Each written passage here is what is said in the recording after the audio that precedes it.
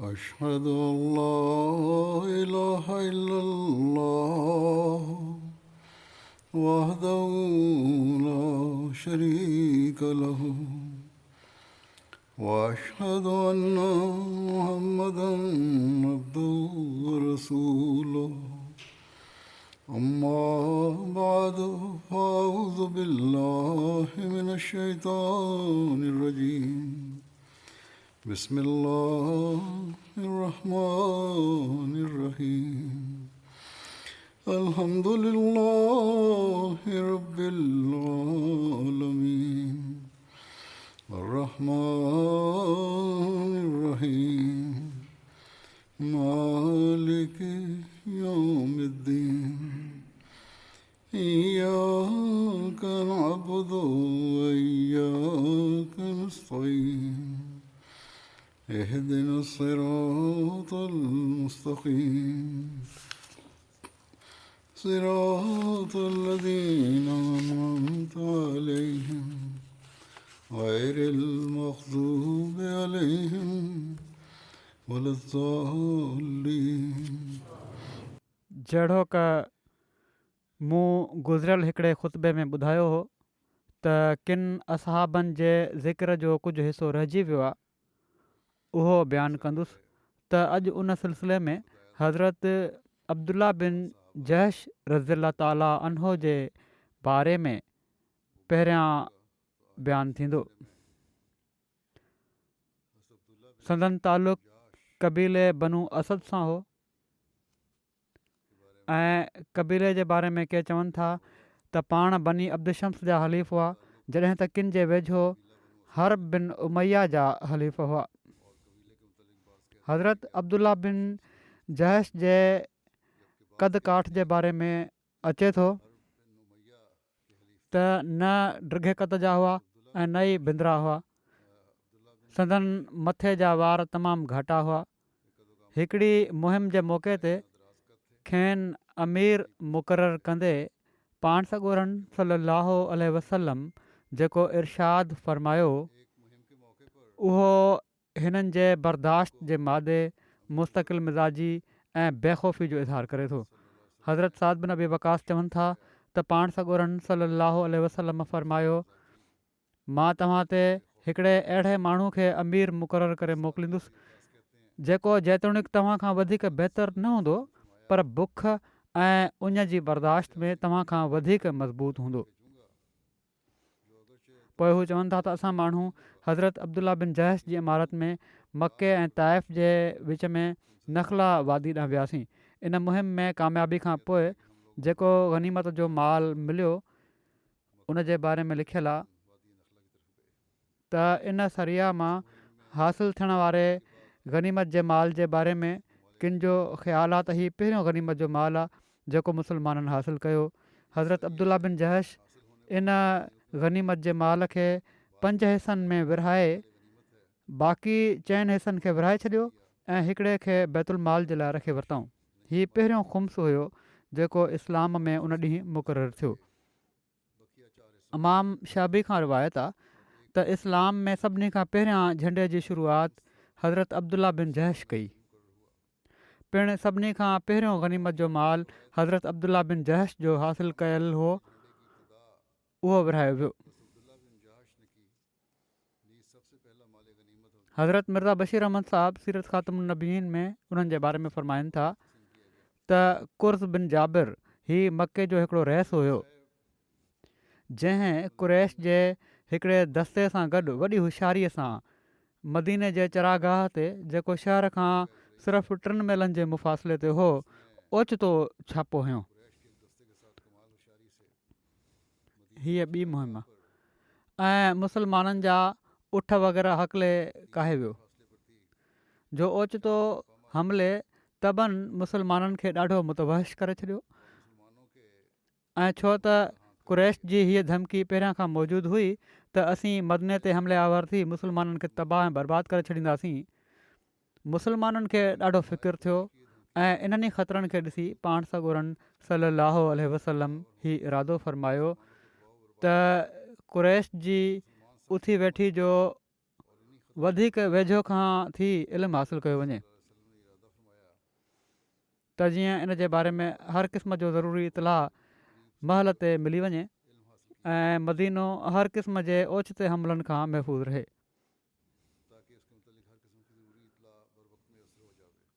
हा ही पहिरियां जेको ज़िक्र थी चुको आहे उन ई मुहिम जे बारे में पाण फ़रमाइनि पिया था।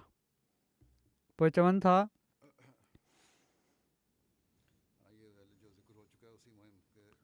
जीअं त इन मक़सद सां पाण सॻोरन सल्लल्लाहु अलैहि वसल्लम 8 मुहाजिरनि जी हिकिड़ी पार्टी तयारु कई ऐं मसलियतनि इन पार्टी में अहिड़नि माण्हुनि खे रखियाऊं जेके क़ुरैश जे मुख़्तलिफ़ क़बीलनि सां तालुक़ु रखनि पिया त जीअं क़ुरैश जे ॻुझनि इरादनि जे बारे में ख़बर हासिलु करण में सवलाई थिए ऐं इन पार्टी ते पाण पंहिंजे पुफाट अब्दुल्ला बिन जहश खे मुक़ररु फ़रमायाऊं ऐं इहो सोचे त हिन पार्टी जो असुलु मक़सदु आमदुल मुस्लिमीन खां बि ॻुझो रहे।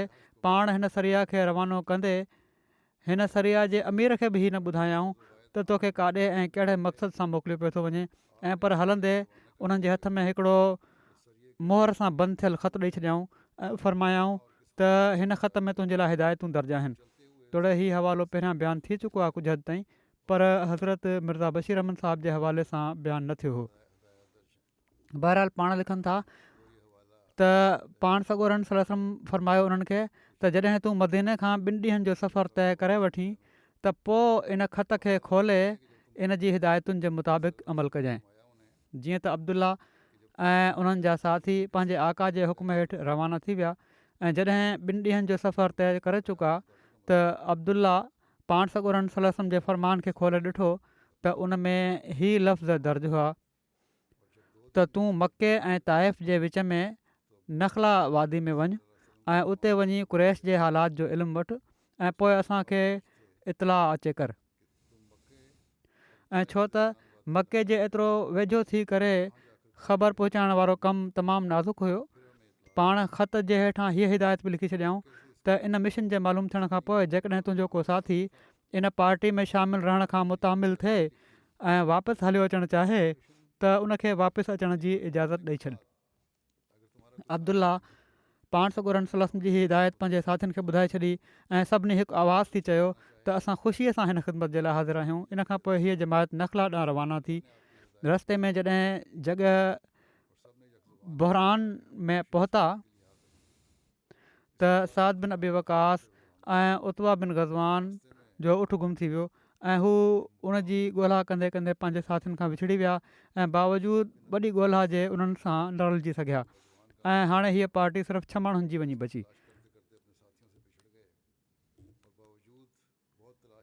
साद बिन अबी वकास जे ज़िम्न में इन जो कुझु हिसो बयानु थियो हो।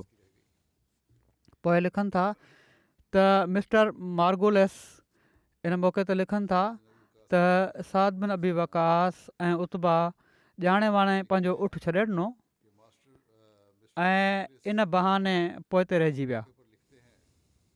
पाण लिखनि था त हिननि इस्लाम जे जानिसारनि ते जन जी ज़िंदगी जो हिकु हिकु वाक़ियो उन्हनि जी शिदात ऐं फ़िदायत ते शाहिद आहे ऐं जन मां हिकिड़ो ग़ज़व बैरे मऊना में काफ़रनि जे हथां शहीद थियो ऐं ॿियो केतिरनि ई ख़तरनाक मार्कनि में नुमाया हिसो वठी आख़िरकार इराक़ जो फ़ातह बणियो। अहिड़े क़िस्म जो शक करणु ऐं शक बि पंहिंजे सिर्फ़ु बेबुनियाद ख़्यालनि जे बिना ते करणु मिस्टर मार्गुलिस जो हिसो आहे। लिखनि था त पोइ मज़ो ई आहे त मार्गुलिस साहब पंहिंजे किताब में हीअ दावा कनि था त मां हीअ किताब हर क़िस्म जे तासुब खां पाक थी करे लिखियो आहे। बहरहाल हीअ वाधारो जुमिलो लिखनि था त मुसलमाननि जी हीअ नंढड़ी जमात नखला पहुती ऐं पंहिंजे कम में मसरूफ़ थी वई ऐं उन्हनि मां किन राज़ ॻुझो रखण जो सोचे पंहिंजा मथे जा वार कुड़ाए वरिता त जीअं वाटाड़ू वग़ैरह उन्हनि खे उमिरि जे मक़सद सां आयल माण्हू सम्झी कंहिं क़िस्म जो शक न कनि। पर अञा उन्हनि खे उते पहुते घणो वक़्तु न गुज़रियो हुयो जो ओचितो उते क़ुरैश जो हिकिड़ो नंढिड़ो क़ाफ़िलो बि अची पहुतो जेको ताइफ़ मां मके ॾांहुं वञी रहियो हुयो ऐं ॿई जमातूं हिक ॿिए जे साम्हूं थी वियूं।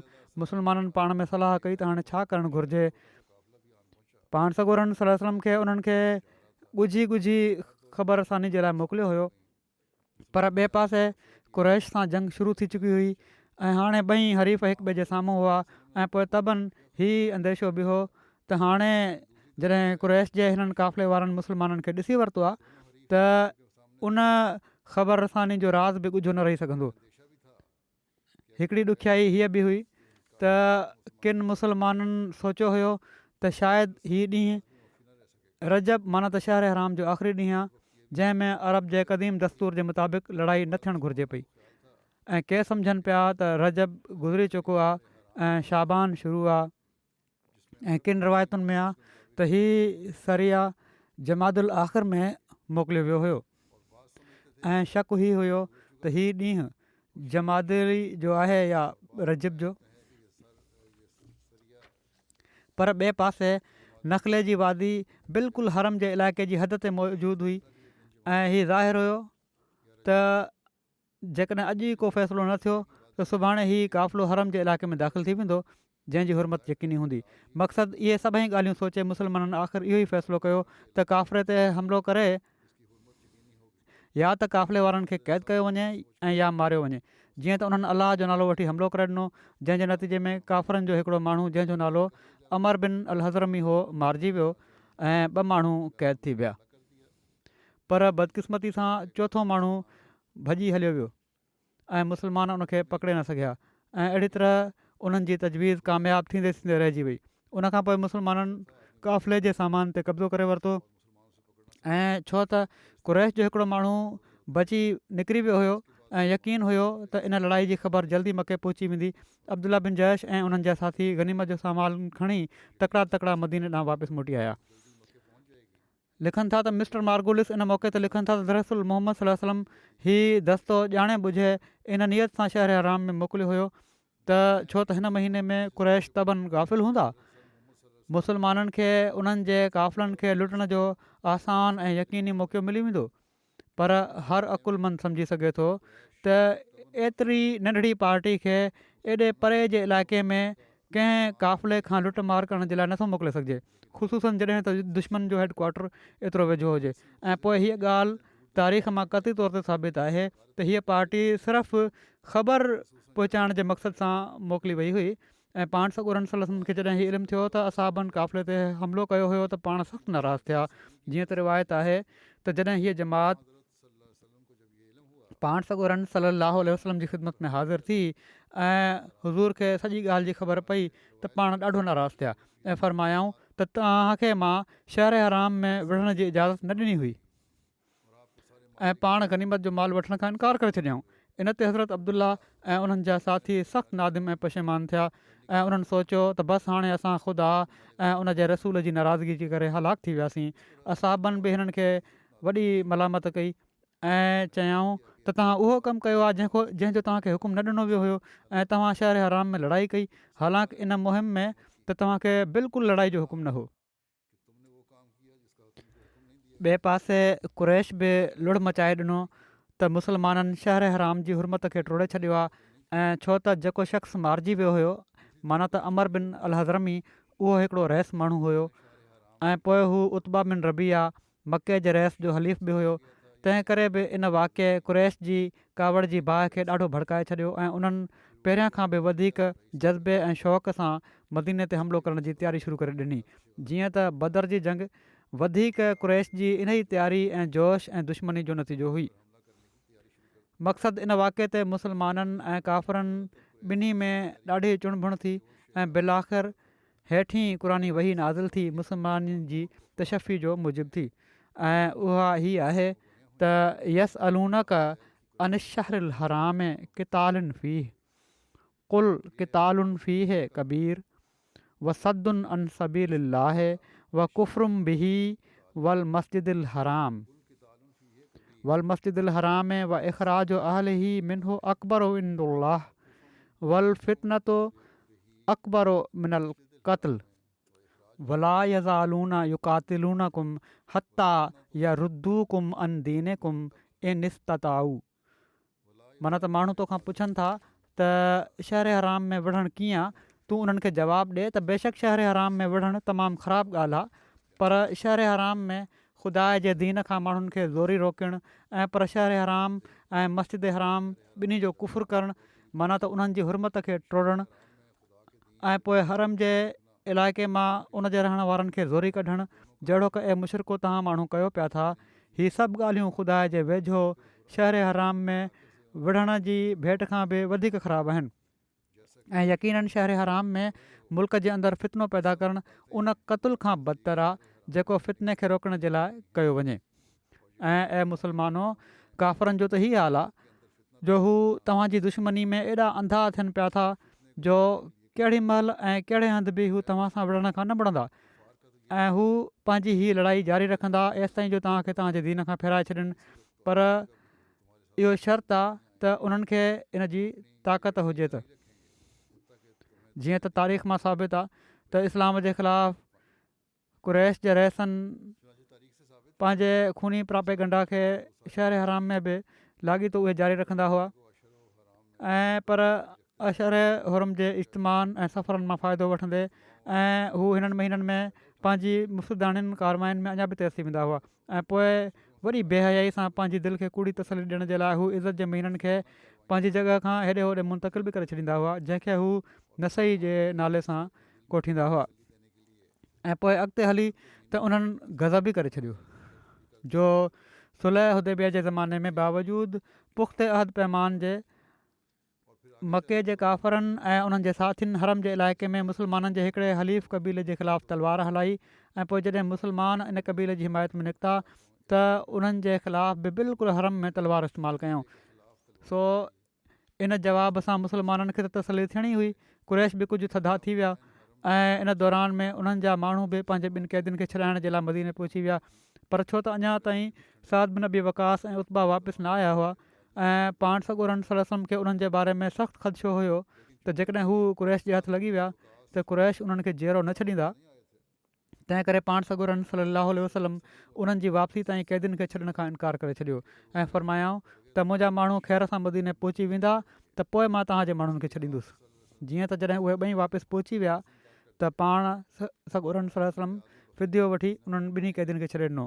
पर इन्हनि क़ैदियुनि मां हिकिड़े शख़्स ते मदीने जे क़याम जे दौरान में पाण सॻोरनि सलम जे अख़लाक़ फ़ाज़िला ऐं इस्लामी तालीम जी सदाकत जो एतिरे क़दुरु गहरो असरु थी चुको हुयो जो उन आज़ादु थी बि वापसि वञण खां इनकार करे छॾियो।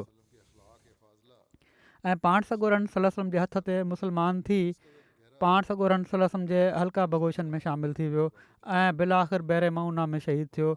उनजो नालो हकम बिन कैसान हो। हज़रत अब्दुल्ला बिन जहश जी तलवार ग़ज़वा उहद जॾहिं टुटी पई हुई रसूलुल्लाह सल्लल्लाहु अलैहि वसल्लम उन्हनि खे उर्जून माना त खजी जी हिकिड़ी टारी मरहमत फरमाई। सो उहा हिननि जे हथ में तलवार वांगुरु थी वई। उन ॾींहं खां पाण उर्जून जे लक़ब सां मशहूरु थिया। अबू नईम चवनि था त हज़रत अब्दुल्ला बिन जहश पंहिंजे रब जो कसम खाइण वारा ऐं अलाह ताला जी मुहबत खे क़ल्ब में जॻह ॾियण वारा ऐं सभिनी खां पहिरियां इस्लामी झंडो क़ाइमु करण वारा हुआ। इमाम शाबी खां रिवायत आहे त मूं वटि बनी आमिर ऐं बनी असद जा ॿ माण्हू पाण में फ़ख़ुरु ऐं वॾाई जो इज़हार कंदे आया। बनी आमिर जे शख़्स बनी असद जे शख़्स जो हथु पकिड़े रखियो हुयो। असद ई चई रहियो हुयो त मुंहिंजो हथु छॾे ॾे, जॾहिं त आमिर ई चई रहियो हुयो त ख़ुदा जो कसम मां तव्हांखे न छॾींदुसि। त इमाम शाबी चवनि था त मूं चयो उनखे त ए बनी आमिर जा भाउ हिन खे छॾे ॾे ऐं असदी खे चयो त तुंहिंजूं 6 ख़ूबियूं अहिड़ियूं आहिनि जेके सॼे अरब में ॿियो कंहिं में न आहिनि ऐं उहे ई आहिनि। नंबर 1 त तव्हां मां हिकिड़ी औरत सां पाण सॻोरनि सलम निकाह करणु चाहियो त अलाह ताला कराए छॾियो। ऐं उन्हनि ॿिन्ही जे विच में सफ़ीर हज़रत जिब्राइल हुआ ऐं उहा ख़ातून हज़रत ज़ैनब बिनत जहश हुई। ऐं हीअ तव्हांजी क़ौम जे लाइ फ़ख़्र जी ॻाल्हि आहे। नंबर 2 तव्हां मां हिकिड़ो शख़्स हुयो जो जेको जन्नती हुयो पर पोइ बि ज़मीन ते आजिज़ीअ सां हलंदो हुयो ऐं उहे हज़रत उकाशा बिन महसन हुआ ऐं हीअ तव्हांजी क़ौम जे लाइ फ़ख़्र जी ॻाल्हि आहे। नंबर 3 ऐं इस्लाम में सभिनी खां पहिरियां अलम माना त झंडो जेको ॾिनो वियो उहो बि तव्हां मां हिकिड़े शख़्स अब्दुल्ला बिन जहश खे ॾिनो वियो ऐं हीअ तव्हांजी क़ौम जे लाइ फ़ख़्र जी ॻाल्हि आहे। नंबर 4 सभिनी खां पहिरियों गनीमत जो माल जेको इस्लाम में विरहायो वियो उहो अब्दुल्ला बिन जहश जो गनीमत जो माल हुयो। नंबर 5 ऐं बैत रिज़वान में जंहिं शख़्स सभिनी खां पहिरियां बैत कई उहो तव्हांजी क़ौम जो हुयो। हू रसूलुल्लाह सल्लल्लाहु अलैहि वसल्लम जी ख़िदमत में हाज़िर थियो ऐं अर्ज़ु कयईं या रसूलुल्लाह सल्लल्लाहु अलैहि वसल्लम पंहिंजो हथु अॻिते कयो त जीअं मां तव्हांजी बैत कयां। पाण सॻोरन सल्लल्लाहु अलैहि वसल्लम पुछा कई त कहिड़ी ॻाल्हि ते मुंहिंजी बैत कंदे? उन्हनि जवाबु ॾिनो त जेका तव्हांजी दिलि में आहे। पाण सॻोरन सल्लल्लाहु अलैहि वसल्लम पुछा कई मुंहिंजी दिलि में छा आहे? त उन्हनि जवाबु ॾिनो त फ़तह या शहादत। जीअं त पाण सॻोरन सल्लल्लाहु अलैहि वसल्लम जी हज़रत अबू सनान बैत कई। इन खां पोइ माण्हू अचनि पिया ऐं चवनि पिया त हज़रत अबू सनान वारी बैत ते असां बि बैत कयूं था ऐं हीअ तव्हांजी क़ौम जे लाइ फ़ख्रु जी ॻाल्हि आहे। नंबर 6 ऐं बदर वारी जंग जे ॾींहुं 7 मुहाजिर तव्हांजी क़ौम जा हुआ ऐं हीअ तव्हांजी क़ौम जे लाइ फ़ख्रु जी ॻाल्हि आहे। वरी हिकिड़ी रिवायत आहे त हज़रत अब्दुल्ला बिन जैश जॾहिं उहद जे ॾींहुं शहीद थिया त हज़रत ज़ैनब बिन ते ख़ुज़ैमा उन्हनि जे निकाह में हुयूं। उन्हनि जी शहादत खां पोइ रसूलुल्लाह सल्लल्लाहु अलैहि वसल्लम हज़रत ज़ैनब बिन ते ख़ुज़ैमा सां शादी करे वरिती। पाण 8 महीननि ताईं पाण सॻोरन सल्लल्लाहु अलैहि वसल्लम वटि रहियूं ऐं हीअ बि चयो वञे थो त 2-3 महीना रहियूं ऐं रबिउल आख़िर महीने जे आख़िर में हिननि जी वफ़ात थी वई। रसूलुल्लाह सल्लल्लाहु अलैहि वसल्लम हिननि जो जनाज़ो पढ़ियो ऐं जन्नतुल बक़ी में दफ़न कयऊं। बाक़ी ज़िक्र जहिड़ो का मूं चयो पहिरियां थी चुको आहे। अॻिलो ज़िक्र आहे हज़रत सालेह शुकरान जो। किन जे वेझो हज़रत शुकरान ऐं हज़रत उमे ऐमन पाण सॻोरन सल्लल्लाहु अलैहि वसल्लम खे पंहिंजे वालिद तरफ़ां विरसे में मिलिया हुआ। ग़ज़वा बदर खां बाद पाण सॻोरन सल्लल्लाहु अलैहि वसल्लम उन्हनि खे आज़ादु फ़रमाए छॾियो हुयो, ग़ुलाम हुआ। पाण सॻोरन सल्लल्लाहु अलैहि वसल्लम जी वफ़ात खां पोइ जिन माण्हुनि खे गुस्ल ॾियण जी सआदत नसीब थी उन्हनि में हज़रत सालेह शुकरान बि हुआ। पिणु हिननि खां अलावा 8 अहल बैत ॿिया बि हुआ। मसनद इमाम अहमद बिन हम्बल जी रिवायत आहे त हज़रत सालेह खे हिकिड़ी ॿी सआदत हासिलु आहे। उहो ई गुस्ल जे बारे में जेको ज़िक्र थी चुको आहे त पाण सॻोरन सल्लल्लाहु अलैहि वसल्लम खे जॾहिं गुस्ल ॾिनो पियो वञे त उन वक़्तु जेके असहाब पाणी विझी रहिया हुआ उन्हनि में हज़रत सालेह शुकरान ऐं हज़रत उसामा बिन ज़ैद हुआ। जीअं त रिवायत में अचे थो त हज़रत इब्न अब्बास खां मरवी आहे त जॾहिं माण्हू नबी करीम सल्लल्लाहु अलैहि वसल्लम खे गुस्ल ॾियण जे लाइ गॾु थिया त घर में सिर्फ़ु पाण सॻोरन सल्लल्लाहु अलैहि वसल्लम जा घर वारा ई हुआ। सदन चाचा हज़रत अब्बास ऐं हज़रत अली, हज़रत फज़ल बिन अब्बास, हज़रत कुसुम बिन अब्बास, हज़रत उसामा बिन ज़ैद ऐं हज़रत सालेह शुकरान सदन आज़ादु कयल ग़ुलाम। इन ई दौरान घर जे दर ते बीठा बनु औफ़ बिन ख़ज़रत जा हज़रत औस बिन खौली अंसारी जेके बदर में शामिलु हुआ उन्हनि हज़रत अली खे सॾु करे चयो, ए अली, मां तव्हांखे अलाह जो कसम थो ॾियां त रसूलुल्लाह सल्लल्लाहु अलैहि वसल्लम जे बारे में असांजो हिसो बि रखजांइ। हज़रत अली उन्हनि खे फ़रमायो अंदरि हलियो आहे। जीअं त हू बि दाख़िल थी विया ऐं हू रसूलुल्लाह सल्लल्लाहु अलैहि वसल्लम खे गुस्ल ॾियण जे मौक़े ते मौजूदु हुआ पर उन्हनि गुस्ल ॾियण में शिरकत न कई। रावी चवनि था त हज़रत अली नबी करीम सल्लल्लाहु अलैहि वसल्लम खे पंहिंजे सीने सां सहारो ॾिनो ऐं पाण सॻोरन सल्लल्लाहु अलैहि वसल्लम जी कमीज़ उन्हनि ते ई हुई ऐं हज़रत अब्बास, फज़ल ऐं कुसुम हज़रत अली सां गॾु पासो मुबारक मटे रहिया हुआ ऐं हज़रत उसामा हज़रत सालेह शुकरान पाणी विझी रहिया हुआ ऐं हज़रत अली हुज़ूर खे गुस्ल ॾियणु लॻा। अलामा बलाज़री ज़िक्र कयो आहे त हज़रत उमर हज़रत शुकरान जे साहिबज़ादे अब्दुर्रहमान बिन शुकरान खे हज़रत अबू मूसा अशरी ॾांहुं रवानो कयो ऐं लिखियऊं त मां तोॾे हिकिड़ो सालेह माण्हू अब्दुर्रहमान बिन सालेह शुकरान जेके रसूलुल्लाह सल्लल्लाहु अलैहि वसल्लम जा आज़ादु कयल ग़ुलाम हुआ खे मोकिलियां पियो थो। रसूलुल्लाह सल्लल्लाहु अलैहि वसल्लम वटि हिननि जे वालिद जे मक़ाम जो लिहाज़ रखंदे हिन सां वर्ता कजांइ। हिकिड़ी रिवायत आहे त अलामा बावी चवनि था त हज़रत शुकरान मदीने में रहाइश अख़्तियार कई हुई ऐं हिननि जो हिकिड़ो घर बसरा में बि हो। हज़रत उमर जी ख़िलाफ़त जे दौर में हिननि जी वफ़ात थी।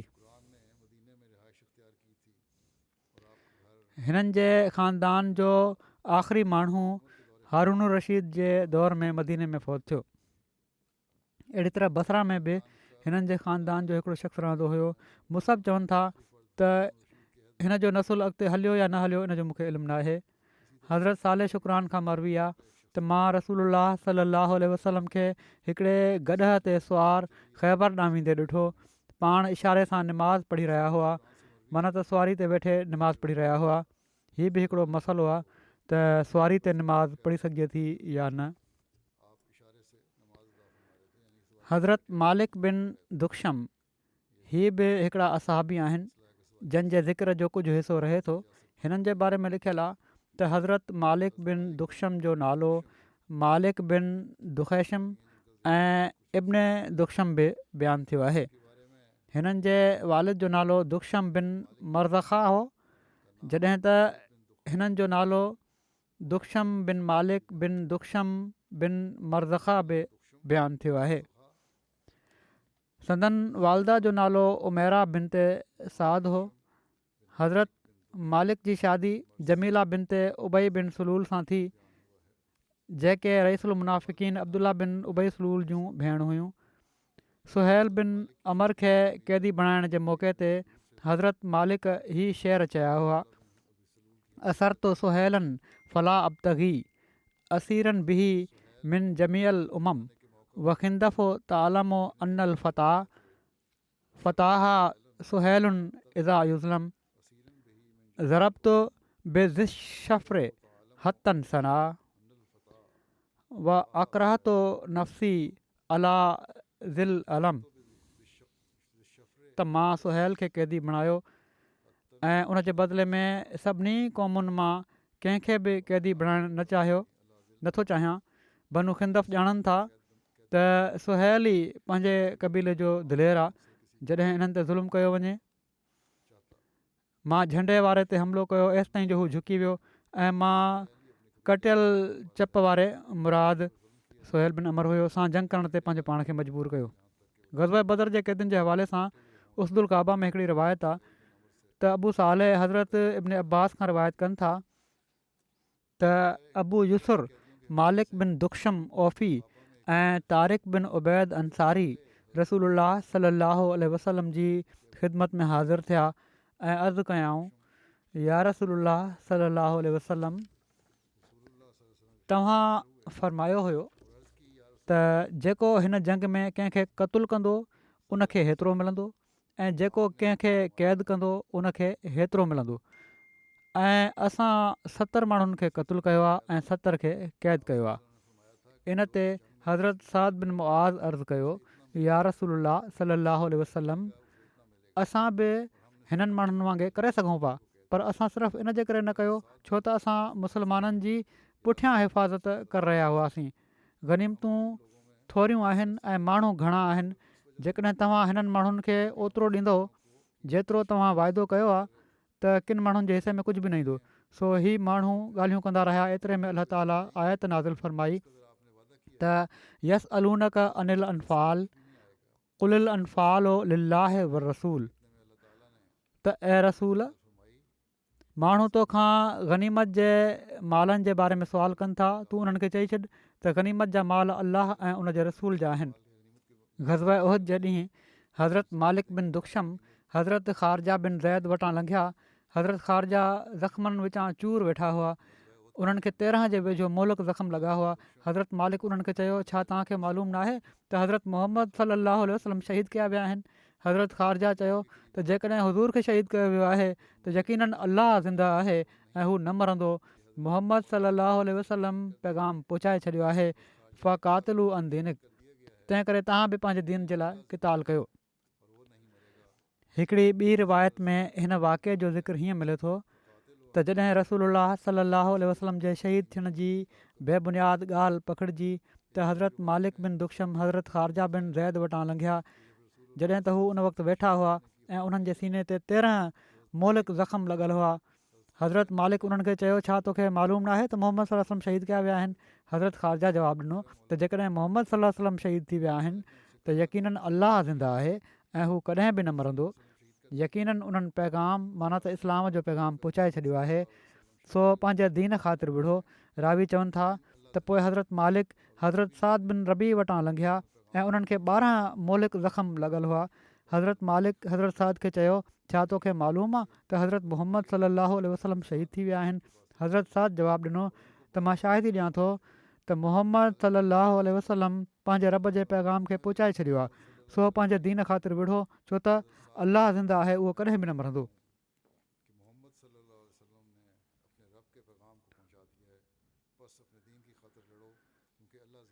हिकिड़ी रिवायत में बयानु आहे त कुझु माण्हुनि मां अक्सर रसूलुल्लाह सलाहु वसलम जी ख़िदमत में अर्ज़ु कयो त हू माना त हज़रत मालिक बिन दुख़्शम मुनाफ़िक़नि जी पनाहगाह आहिनि। इन ते रसूलुल्लाह सलाहु वसलम फरमायो, छा हू निमाज़ नाहे पढ़ंदो? तव्हां चओ था मुनाफ़िक़ आहे त हू निमाज़ नाहे पढ़ंदो? माण्हुनि अर्ज़ु कयो, जी या रसूलुल्लाह, हू निमाज़ त पढ़ंदो आहे, पर उहा अहिड़ी निमाज़ आहे जंहिंमें को ख़ैरु नाहे। इन ते रसूलुल्लाह सल्लल्लाहु अलैहि वसल्लम ॿ भेरा फरमायो, मूंखे निमाज़ पढ़ण वारनि खे क़तलु करण खां मना कयो वियो आहे। हीअ अॼुकल्ह जे मुस्लमाननि जे लाइ बि सबक़ु आहे। हिकिड़ी रिवायत जे मुताबिक़ रसूलुल्लाह सल्लल्लाहु अलैहि वसल्लम हज़रत मालिक बिन दुख़्शम सां गॾु हज़रत मान बिन अदी जे भाउ हज़रत आसिम बिन अदी खे मस्जिद ज़रार खे ड्राइण जे लाइ रवानो फ़रमायो हुयो। हज़रत मालिक जे बारे में अचे थो, हुननि जो नसुलु न हलियो। वरी ज़िक्र आहे हज़रत उकाशा बिन महसन जो कुझु थोरो। हिननि जो नालो उकाशा हुयो। महसन बिन हुरसान वलदियत हुई। अबू महसन हिननि जी कुनियत हुई। हज़रत अबू बकर रज़ी ताला अन्हो जे दौर में 12 हिजरी में हिननि जी शहादत थी। इमाम शाबी उकाशा जी तारीफ़ हिननि लफ़्ज़नि में कई आहे त हिकिड़ो शख़्स हुयो जो जेको जन्नती हुयो, पर पोइ बि ज़मीन ते आजिज़ी सां हलंदो हुयो, ऐं उहे उकाशा बिन महसन हुआ। 2 हिजरी में ग़ज़वा बदर जे फ़ौरन बाद रसूलुल्लाह सल्लल्लाहु अलैहि वसल्लम हज़रत अब्दुल्ला बिन जहश खे हिकिड़ी मुहिम ते रवानो फ़रमायो।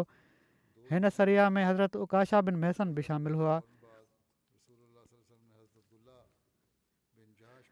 सीरत हलबिया में आहे त ग़ज़वा उहद जे मौक़े ते पाण सॻोरा सल्लल्लाहु अलैहि वसल्लम लाॻीतो पंहिंजे कमान सां तीर अंदाज़ी फ़रमाईंदा रहिया, जंहिंजो नालो कतूम हुयो, छो त इन मां तीर अंदाज़ी महल को आवाज़ु पैदा न थींदो हुयो।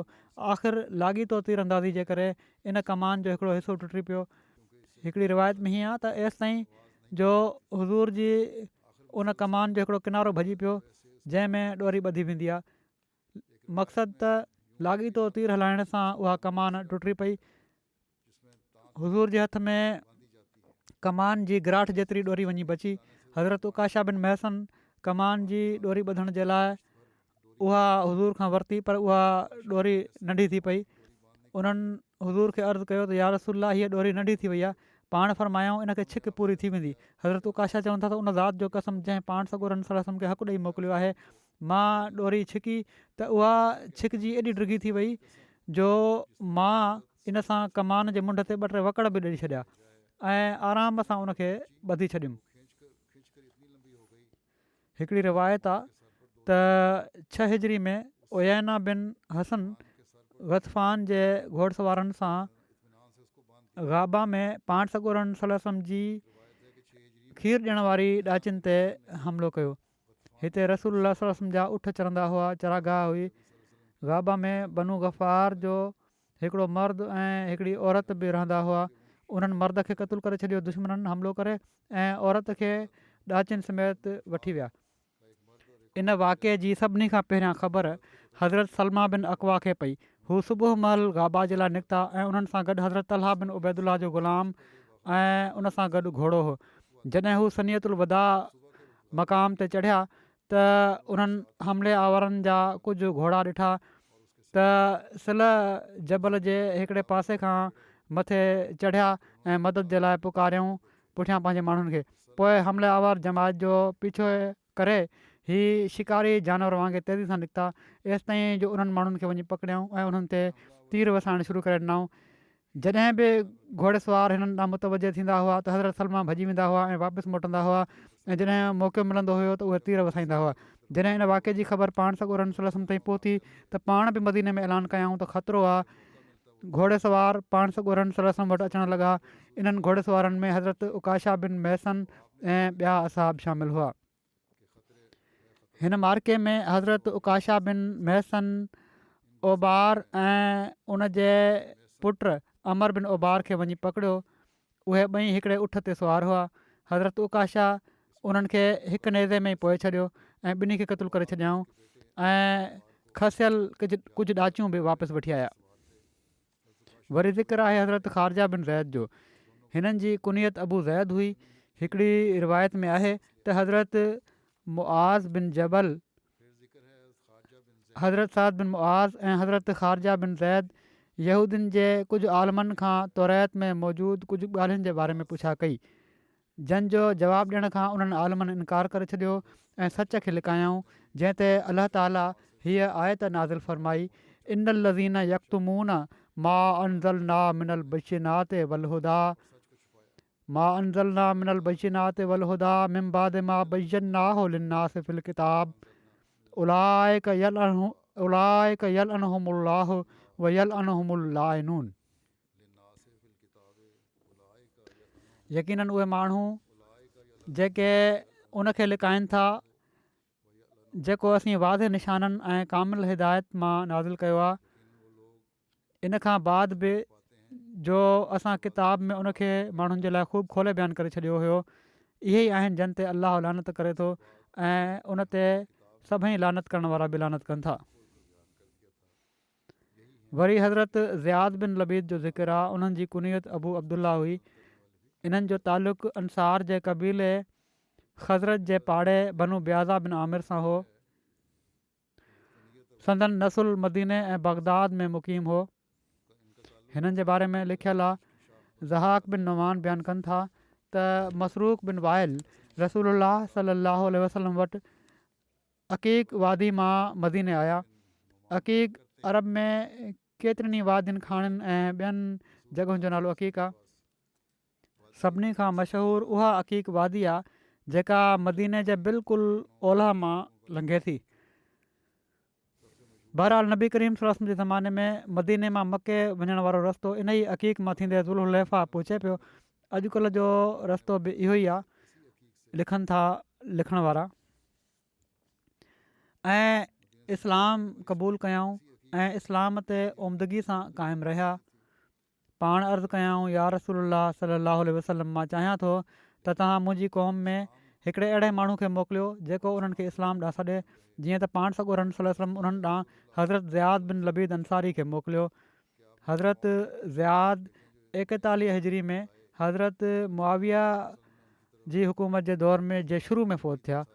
तबरानी चवनि था त हज़रत ज़ियाद कूफ़ा में रहिया ऐं मुस्लिम ऐं इब्न हब्बान चवनि था त पाण शाम में रहिया। इब्न हब्बान चवनि था त पाण फ़ुक़हा ऐं असाबनि मां हुआ। हज़रत ज़ियाद बिन लबीद बयानु कनि था त नबी करीम सल्लल्लाहु अलैहि वसल्लम कंहिं शइ जो ज़िक्र फ़रमायो ऐं फ़रमायाऊं, हीअ ॻाल्हि इल्मु खॼी वञणु महिल थींदी। मूं अर्ज़ु कयो, या रसूलल्लाह, इल्मु कीअं हलियो वेंदो? ऐं असां क़ुर पढ़ूं था ऐं पंहिंजे ॿारनि खे पढ़ायूं था ऐं असांजा ॿार पंहिंजे ॿारनि खे क़यामत जे ॾींहं ताईं उनखे पढ़ाईंदा। जॾहिं क़ुर जारी रहंदो त पोइ कहिड़ी तरह इल्मु खॼी वेंदो?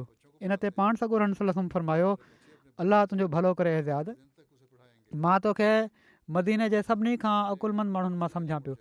छा ही यहूदी ऐं ईसाई तौरात ऐं इंजील नथा पढ़नि?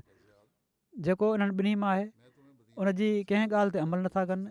इल्मु ओॾी महिल खॼी वेंदो, क़ुर पढ़ंदा त सही पर अमल न कंदा मुस्लमान, ऐं इहो ई असां अॼुकल्ह ॾिसूं पिया था। पोइ यज़ीद बिन अब्दुल्ला बिन कुसैद खां रिवायत आहे त हज़रत अबू बकर सिद्दीक़ इकरमा बिन अबू जहल खे 500 मुस्लमाननि सां गॾु हज़रत ज़ियाद बिन लबीद ऐं हज़रत मुहाजिर बिन उमैया अबी उमैया जी मदद जे लाइ मोकिलियो। हू लश्कर वटि उन वक़्तु पहुता जॾहिं उन्हनि नुजैर जेको जो यमन में आहे उनखे फ़तह करे वरितो हुयो। पोइ हज़रत ज़ियाद बिन लबीद उन्हनि खे गनीमत जे माल मां हिसो ॾिनो। फ़तह खां पोइ ई क़ाफ़िलो पहुतो हुयो। इमाम शाफ़ी चवनि था त हज़रत ज़ियाद इन मामले जे बारे में हज़रत अबू बकर खे लिखियो हुयो। हज़रत अबू बकर उन्हनि खे जवाबनि ख़त लिखियो त गनीमत जे माल ते सिर्फ़ु उन ई जो हक़ु आहे जेको जंग में शरीक थियो आहे। उन्हनि जे ख़्याल में इकरमा जो को हिसो न पियो बणिजे छो त हू इन जंग में शामिलु न थिया हुआ। हज़रत ज़ियाद पंहिंजे साथियुनि सां इन बारे में ॻाल्हि कई त उन्हनि इकरमा ऐं उन जे लश्कर खे ख़ुशीअ सां इन गनीमत जे माल में शामिलु करे वरितो। वरी ज़िक्र आहे हज़रत ख़ालिद बिन बुकैर जो। बुकैर बिन अब्द आलील हिननि जी वलदियत हुई। कबीले बनु साद मां आहिनि जेके बनी अदी जा हलीफ़ा हुआ। इब्न इसहाक़ चयो आहे त असांखे अयास ऐं उन्हनि जे भाइरनि आकिल ख़ालिद ऐं आमिर खां अलावा के बि अहिड़ा 4 भाइर मालूम न आहिनि जेके ग़ज़व बदर में शरीक थिया हुजनि। इन्हनि 4 भाइरनि गॾु हिजरत कई ऐं मदीने में रफ़ा बिन अब्दुल मुंज़िर वटि क़याम कयाऊं। इब्न इसहाक़ चवनि था त उहद जी जंग खां बाद कबीलनि अज़ल ऐं कारा जे कुझु माण्हुनि पाण सॻोरनि सल्लल्लाहु अलैहि वसल्लम जी ख़िदमत में हाज़िर थी अर्ज़ु कयो त या रसूलल्लाह सल्लल्लाहु अलैहि वसल्लम असां में इस्लाम जी रग़बत थी रही आहे, तव्हां असां सां गॾु पंहिंजे असाब मां कुझु माण्हुनि खे रवानो फ़रमायो त जीअं हू असांजी क़ौम खे दीन जी तालीम ॾियनि ऐं क़ुर पढ़ाइनि। पाण सॻोरनि सल्लल्लाहु अलैहि वसल्लम हज़रत मुर्सद बिन अबी मुर्सद जी इमारत में 6 असाबनि खे उन्हनि सां गॾु मोकिले छॾियो, जिन में हज़रत ख़ालिद बिन बुकैर बि शामिल हुआ। उन्हनि खे हिननि माण्हुनि बाद में दोखे सां शहीद बि करे छॾियो हुयो, जेके वठी विया हुआ दीन सिखण जे लाइ। वरी हज़रत अम्मार बिन यासिर जो ज़िक्र आहे। हिननि जी कुनियत अबू यक़ज़ान हुई। हिननि जे बारे में हज़रत मुस्लिम मऊद लिखियो आहे तारीख़ मां किताबनि मां अख़ज़ करे त हिकु दफ़ो पाण सॻोरा सल्लल्लाहु अलैहि वसल्लम अम्मार नाले ग़ुलाम वटां लंघिया त ॾिठाऊं त हू सुॾका भरे रहिया हुआ ऐं अखियूं उघी रहिया हुआ। पाण पुछा कयाऊं अम्मार छा मामिलो आहे? अम्मार चयो ऐं अलाह जा रसूल तमामु ई ख़राबु आहे। हू मूंखे मारींदा विया, माना त दुश्मन मारींदा विया ऐं तकलीफ़ ॾींदा विया ऐं उन वक़्त ताईं न छॾियाऊं जेसि ताईं मुंहिंजे वाता तव्हांजे ख़िलाफ़ु ऐं देवताउनि जी ताईद में फ़िक्रा न कढाए वरितऊं। पाण सॻोरनि सलम पुछा कई पर तूं पंहिंजी दिलि में छा पियो महसूसु करीं? अम्मार चयो दिलि में त हिकिड़ो ग़ैर मुतज़ल ईमान महसूसु कयां पियो, तोड़े मां वात सां तव्हांजे ख़िलाफ़ु चई छॾियो पर दिलि में मुंहिंजो ईमान हुयो। पाण फ़रमायाऊं जेकॾहिं दिलि ईमान ते मुतमइन हुई त ख़ुदा ताला तुंहिंजी कमज़ोरी खे माफ़ु करे छॾींदो। हज़रत अम्मार बिन यासिर जी हिजरत हबशा जे बारे में इख़्तिलाफ़ु आहे। किन जो ख़्यालु आहे त पाण हिजरत हबशा सानिया में शरीक हुआ। हज़रत उस्मान जी ख़िलाफ़त जे ज़माने में थियण वारी शोरिश जो ज़िक्र कंदे हज़रत ख़लीफ़ा सानी बयानु फ़रमाइनि था त जॾहिं हीअ शोरिश हीअ बग़ावत हद खां वधणु लॻी ऐं असाब सॻोरनि खे बि अहिड़ा ख़त मिलणु लॻा जिन में गवर्नरनि जी शिकायत दर्ज हूंदी हुई त उन्हनि रलिजी हज़रत उस्मान खे अर्ज़ु कयो त छा तव्हांखे मालूम न आहे त ॿाहिरि छा थो पियो थिए? उन्हनि फ़रमायो त जेके रिपोर्टूं मूंखे अचनि थियूं उहे त ख़ैराफ़ियत ई ज़ाहिर कनि थियूं। असाबनि जवाबु ॾिनो त असां वटि हिन मज़मून जा ख़त ॿाहिरां अचनि था, इन जी तहक़ीक़ थियणु घुरिजे।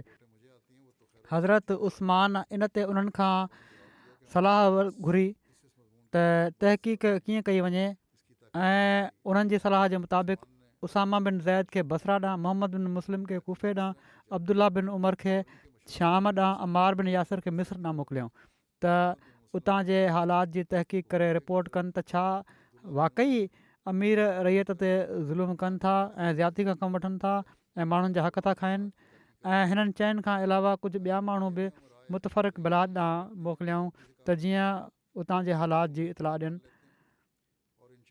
हीअ माण्हू विया ऐं तहक़ीक़ खां पोइ वापसि अची इन्हनि सभिनी रिपोर्ट कई त हर हंधि अमुन आहे, मुस्लमान बिल्कुलु आज़ादी सां ज़िंदगी गुज़ारनि पिया था ऐं उन्हनि जे हक़नि खे को तलफ़ नथो करे ऐं हाकिम अदल इंसाफ़ खां कमु वठी रहिया आहिनि। पर अम्मार बिन यासिर देरि कई ऐं उन्हनि जी का ख़बर न आई।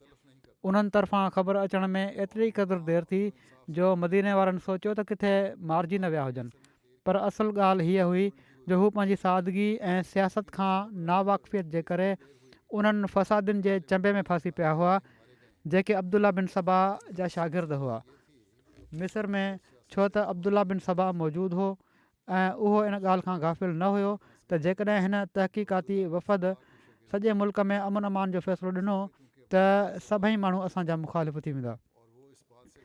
इन वफ़द खे मोकिलण जो फ़ैसिलो एतिरो ओचितो थियो हुयो जो ॿियनि इलाइक़नि में हू को इंतिज़ामु न करे सघियो, पर मिस्र जो इंतिज़ामु उन जे लाइ सवलो हुयो। जीअं ई अम्मार बिन यासिर मिस्र में दाख़िल थिया उन्हनि जो इस्तक़बाल कयो ऐं मिस्र जे वाली अमर बिन आस जूं ख़राबियूं ऐं ज़ुल्म बयानु करणु शुरू करे ॾिनई। हू इन जे लसानी सहर जे असर खां महफ़ूज़ न रही सघिया। अहिड़ियूं ॻाल्हियूं कयाऊं जो हिननि ते उन्हनि ॻाल्हियुनि जो जादू हली वियो, ॾाढो ॻाल्हाऊ हुयो। ऐं बजाए इन जे जो हिकिड़ी हू आम ख़ालिस तहक़ीक़ कनि हा, मिस्र जे वाली वटि ही विया ई न ऐं न आम तहक़ीक़ कयूं, ऐं पर हिन ई मुफ़्सिद गिरोह सां हलिया विया ऐं उन्हनि सां ई रलिजी एतिराज़ु करणु शुरू करे ॾिनऊं। असाबनि मां जेकॾहिं को शख़्स हिननि मुफ़्सिद टोले जे फाहे में फाथो हुजे, यकीनी तौर ते उहो साबित थिए थो जेकॾहिं को फाथल त उहे सिर्फ़ु अमार बिन यासिर ई आहिनि। इन्हनि खां सवाइ को मारूफ़ असाबी इन हरकत में शामिलु न थियो, ऐं जेकॾहिं कंहिं जी शमूलियत बयानु कई वई आहे त उहो ॿियनि रिवायतुनि मां उनजो रद्द बि थी वियो आहे। अमार बिन यासिर जो हिननि माण्हुनि जे दोखे में अची वञणु हिकिड़ी ख़ासि सबबु जे करे हुयो। हीअ न हुयो त ख़ुदा न ख़ास्ता मुनाफ़क़त हुई हिननि में, ऐं पर सबबु हीअ हुयो जो हू जॾहिं मिस्र पहुता त उते पहुचंदे ई बज़ाहिर सिका अचण वारा ऐं तमामु तरार ऐं लसान माण्हू जेके हुआ उन्हनि जी जमायत हिननि खे हिकिड़ी मिली, जंहिं तमामु उमदगी सां हिननि वटि मिस्र जे वाली जूं शिकायतूं बयानु करणु शुरू करे ॾिनियूं।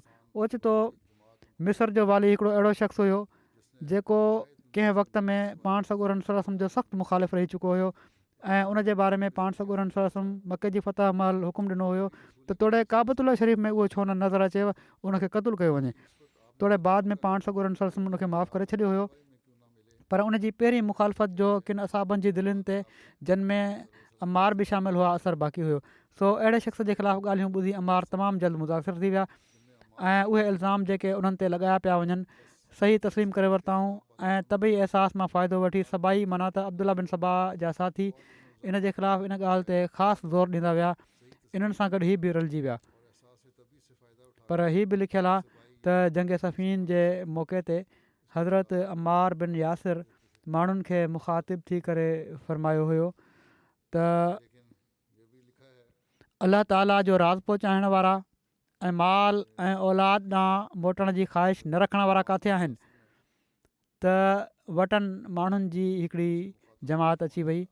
हज़रत अमार उन्हनि खे मुखातिब थी करे चयो, ऐं दोस्तो, असां सां उन्हनि माण्हुनि ॾांहुं हलो जेके हज़रत उस्मान बिन अफ़ान जो खून जो मुतालबो कनि पिया था, ऐं हू सम्झनि था त हज़रत उस्मान मज़लूम क़तलु कया विया आहिनि। अलाह जो कसम, हू हज़रत उस्मान जे क़तल जो मुतालबो नथा पिया कनि, ऐं पर हिननि माण्हुनि दुनिया जो मज़ो चखे वरितो आहे। हाणे हिते हिननि खे सम्झ अची वई हुई त फितने वारा केतिरो फितनो पैदा कनि पिया था, ऐं पोइ चयऊं त हाणे इन सां ई माण्हू मुहबत रखनि था दुनिया सां, ऐं इन जे पुठियां लॻी पिया आहिनि। हिननि ॼाणे वरितो आहे त हक़ु हिननि सां चिंबड़ी वियो आहे, त उहो हक़ु उन्हनि जे ऐं उन्हनि जे दुनिया जे मामलनि जे विच में हाइल थी वेंदो, ऐं माण्हुनि खे इस्लाम में का सबक़त हासिलु न आहे जंहिं सबबु ई माण्हुनि जी इताअत ऐं इमारत जा हक़दार हुजनि। हिननि माण्हुनि खे त का सबक़त हासिलु कान्हे त हिननि खे अमीर बणायो वञे, सिर्फ़ु फितनो पैदा कनि पिया था। हिननि माण्हुनि पंहिंजे पोइलॻनि खे हीअ चई दोखो ॾिनो आहे त असांजा इमाम मज़लूम क़तलु कया विया आहिनि त जीअं हीअ जाबिर बादशाह बणिजी वञनि, ऐं हीअ अहिड़ी चाल आहे जंहिंजे ज़रिए हू इन हद ताईं पहुची विया आहिनि जहिड़ो की तव्हां ॾिसो पिया था। जेकॾहिं हीअ माण्हू हज़रत उस्मान जे क़सास जो मुतालबो न कनि हा त माण्हुनि मां ॿ माण्हू बि हिननि जी पोइवारी न कनि हा। वरी पाण चयऊं त ए अल्लाह, जेकॾहिं तूं असांजी मदद फ़रमाई जहिड़ो की तूं केतिरा ई भेरा मदद फ़रमाए चुको आहीं, ऐं जेकॾहिं तूं हिननि खे हिननि जे मक़सद में कामयाबु करीं त हिननि जे लाइ इन जे करे जो उन्हनि तुंहिंजे ॿाननि में नयूं ॻाल्हियूं पैदा करे छॾियूं आहिनि, हिकिड़ो दर्दनाक अज़ाब गॾु रख।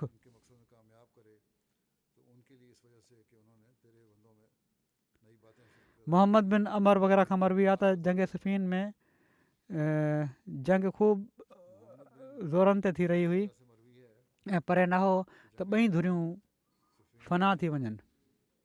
मुआविया चयो, हीउ उहो ॾींहुं आहे जंहिंमें अरब फ़ना थी वेंदा सवाइ इन जे जो उन्हनि खे हिन ग़ुलाम माना त अमार बिन यासिर जी कमज़ोरी पहुचे, माना त हज़रत अमार शहीद कया वञनि।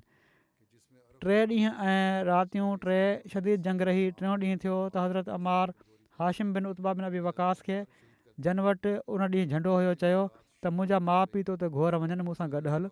हाशिम चयो त ए अमार, तव्हां ते ख़ुदा जी रहमत थिए, तव्हां अहिड़ा माण्हू आहियो जो जंग तव्हांखे हल्को ऐं हक़ीर सम्झे थी। मां त झंडो इन उमेद ते खणी हलंदुसि जो इन जे ज़रिए सां मां पंहिंजी मुराद ते पहुची वञा। जेकॾहिं मां कमज़ोरी ॾेखारींदुसि पोइ बि मौत खां अमुन में न आहियां। हू लाॻीतो उन्हनि सां गॾु रहिया एसि ताईं जो उन्हनि सुवार कयो, पाण सां सुवार करे वरितो। पोइ हज़रत अमार पंहिंजे लश्कर में बीठा। ज़ुल्कला पंहिंजे लश्कर सां हिननि जे मुक़ाबिल ते बीठो। हिननि ॿिन्ही पाण में जंग कई ऐं क़तलु थिया। ॿई लश्कर बर्बादु थी विया। हज़रत अमार ते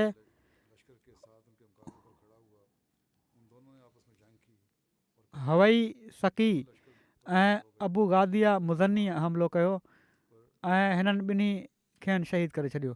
अबुल गादिया खां पुछा कई वई त उन्हनि कीअं क़तलु कयो, त उन चयो त जॾहिं हू पंहिंजे लश्कर सां गॾु असांजे वेझो थिया ऐं असां उन्हनि जे वेझो थियासीं त उन्हनि सॾु कयो त को मुक़ाबिलो करण वारो आहे। सिकासिक यमन जे हिकिड़े क़बीले जो नालो आहे। उन मां हिकिड़ो शख़्स निकिरी आयो। ॿिन्ही हिक ॿिए ते तलवार हलाई। पोइ हज़रत अमार सकसकी खे क़तलु करे छॾियो। वरी उन्हनि सॾु कयो त हाणे केरु आहे मुक़ाबिलो करणु चाहे थो। हेमियर यमन जे हिकिड़े क़बीले जो नालो, उन मां बि हिकिड़ो शख़्स मुक़ाबले जे लाइ वियो। ॿिन्ही हिक ॿिए ते तलवार हलाई। अमार हिमियरी खे क़तलु करे छॾियो। हिमियरी उन्हनि खे ज़ख़्मी करे छॾियो हुयो। वरी उन्हनि सॾु कयो त ॿियो केरु मुक़ाबिलो करणु चाहे थो। मां उन्हनि ॾांहुं निकितुसि, हीउ चए थो ग़ुलाम, ऐं असां ॿिन्ही हिक ॿिए ते तलवार हलाई। उन्हनि जो हथु कमज़ोर थी चुको हुयो। मां हिननि ते ख़ूब ज़ोर सां ॿियो हमिलो कयो जंहिं ते हू किरी पिया।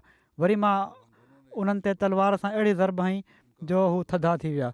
रावी चवनि था त जॾहिं हज़रत अमार खे शहीद कयो वियो त हज़रत अलीअ फरमायो त मुस्लमाननि मां जेको शख़्स हज़रत अमार बिन यासिर जी शहादत खे ग़ैरमामूली नथो सम्झे ऐं उनखे उन्हनि खां रंज नाहे, हू ज़रूरु ग़ैर हिदायत याफ़्ता आहे।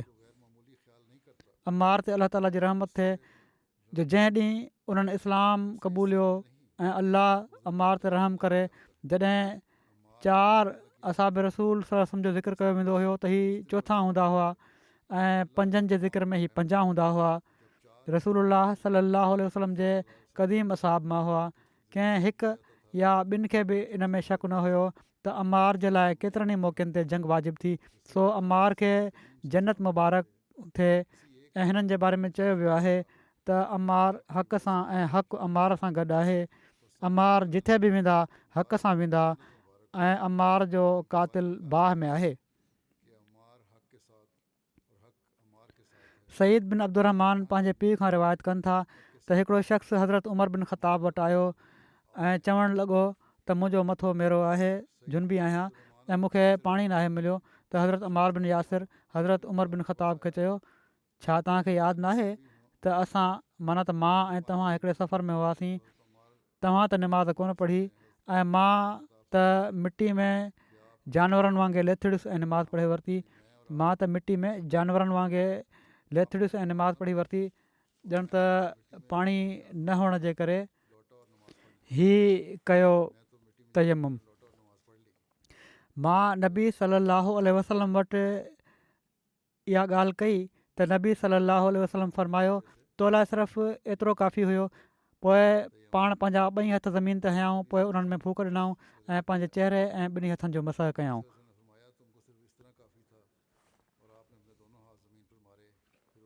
अबू वाइल चवनि था त हज़रत अमार असांखे ख़ुतबो ॾिनो ऐं मुख़्तसिर ॾिनऊं ऐं बलीग कलाम कयऊं। जॾहिं हू मेंबर तां हेठि लथा त असां चयोसीं, ए अबू यकज़ान, तव्हां तमामु बलीग कलाम कयो आहे पर मुख़्तसिर कयो अथव, तव्हां उनखे डिघो छो न कयो। त उन्हनि चयो त मां रसूलुल्लाह सल्लल्लाहु अलैहि वसल्लम खे फ़रमाईंदे ॿुधो त माण्हू जी डिघी निमाज़ ऐं मुख़्तसिर ख़ुतबो उन जी अकुलमंदी जी निशानी आहे। सो निमाज़ डिघी कयो ऐं ख़ुतबो मुख़्तसिर कयो ऐं यकीननि के बयान त जादू हूंदा आहिनि। हसान बिन बलाल चवनि था त मां अमार बिन यासिर रज़ियल्लाहु अन्हुमा खे ॾिठो त उन्हनि वज़ू कयो त पंहिंजी ॾाढ़ी में ख़िलाल कयऊं, माना त आङरियूं ॾाढ़ी में घुमायऊं। उन्हनि खे चयो वियो त या रावी चवनि था त मां उन्हनि खे चयो त छा तव्हां पंहिंजी ॾाढ़ी जो ख़िलाल कयो था। त उन्हनि जवाबु ॾिनो त मां ॾाढ़ी जो ख़िलाल छो न कयां जॾहिं त मां रसूलुल्लाह सल्लल्लाहु अलैहि वसल्लम खे ॾाढ़ीअ जो ख़िलाल कंदे ॾिठो आहे। अमर बिन ग़ालिब खां रिवायत आहे त हिकिड़े शख़्स हज़रत अमार बिन यासिर रज़ियल्लाहु अन्हु वटि हज़रत आयशा रज़ियल्लाहु ताला अन्हा जी गिला कई त उन्हनि चयो, तूं परे थी मरदूद बदतर, छा तूं रसूलुल्लाह सल्लल्लाहु अलैहि वसल्लम जी महबूब घरवारी खे अज़ियत पहुचाए पियो थो। त हीअ हुआ कुझु ज़िक्र, बाक़ी जेके रहिजी विया आहिनि इनशा अल्लाह आईंदा थींदा। हिकिड़ी अफ़सोसनाक ख़बर बि आहे, बुर्किना फासो में असांजा 9 अहमदी शहीद कया विया आहिनि 3 ॾींहं। तमामु अफ़सोसनाक वाक़ियो आहे। इना लिल्लाहि व इना इलैहि राजिऊन। हिननि खे ऐं वॾे ज़ालमाणे तरीक़े सां हिननि खे शहीद कयो वियो। पर हिननि जे ईमान जो इम्तिहान बि हुयो जंहिं ते हू साबित क़दम रहिया। हीअ न त अखियूं ॿूटे बिना सोचे फायरिंग करे उन्हनि खे हलाकु कयो वियो ऐं पर हर हिक खे सॼे सॼे शहीद कयो वियो। पर बहरहाल इन जा कुझु तफ़सील आया आहिनि, कुझु अचनि पिया था, तंहिं करे इनशा तफ़सीली ज़िक्र मां ईंदड़ जुमे में हिननि जो कंदुसि। अलाह ताला हिननि सां रहम जो वर्ताव फरमाए, दर्जा बुलंद करे हिननि सभिनी जा। दुआ बि कंदा रहो। उतां जा हालात हाणे बि जेके दहशतगर्द आया हुआ उहे धमकी ॾेई विया आहिनि त जेकॾहिं ॿीहर मस्जिद खोलेव त असां ॿीहर ईंदासीं ऐं हमिलो कंदासीं। अलाह ताला उतां जे अहमदनि खे उन्हनि जे शर खां महफ़ूज़ रखे। बहरहाल तफ़सीली ज़िक्र इनशा ताला ईंदड़ हफ़्ते कंदुसि।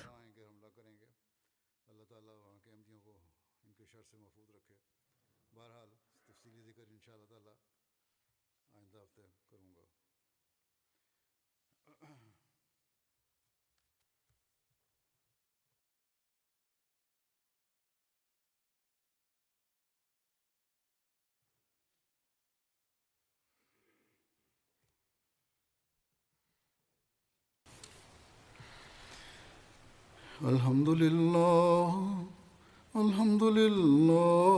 नहमदुहु व नस्तईनुहु व नस्तगफिरुहु व नुमिनु बिही व नतवक्कलु अलैहि व नऊज़ु बिल्लाहि मिन शुरूरि अनफुसिना व मिन सय्यिआति अअमालिना मन यहदिहिल्लाहु फला मुदिल्ल लहु वमन युद्लिल्हु फला हादिय लहु वनशहदु अन ला इलाहा इल्लल्लाह वनशहदु अन्ना मुहम्मदन अब्दुहु व रसूलुहु इबादल्लाहि रहिमकुमुल्लाह इन्नल्लाह यअमुरु बिल अदलि वल इहसानि وإيتاء ذي القربى وينهى عن الفحشاء والمنكر والبغي يعظكم لعلكم تذكرون اذكروا الله يذكركم وادعوه يستجب لكم ولذكر الله أكبر.